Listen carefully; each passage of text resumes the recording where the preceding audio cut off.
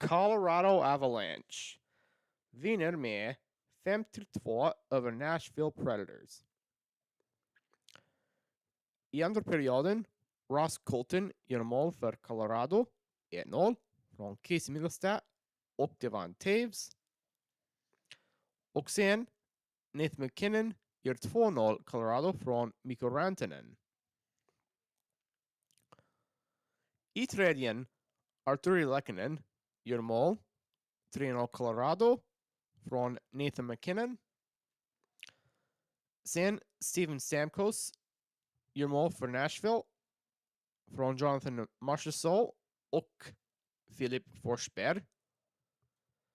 Sen Luke Evangelista gör mål för Nashville igen.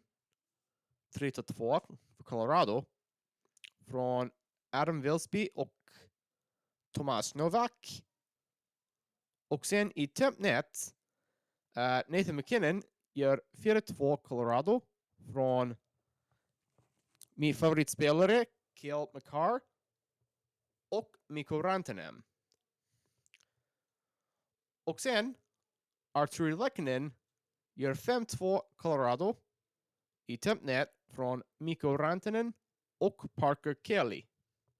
Och det är allt för matchen. Colorado Avalanche segrar över Nashville Predators med 5-2.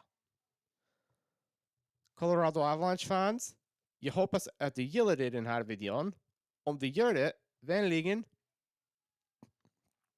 kolla på min Colorado Avalanche spellistan.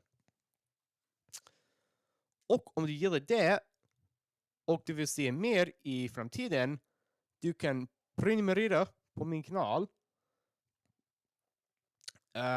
Jag behöver 15 prenumeranter till att nå 150 av nyårsafton.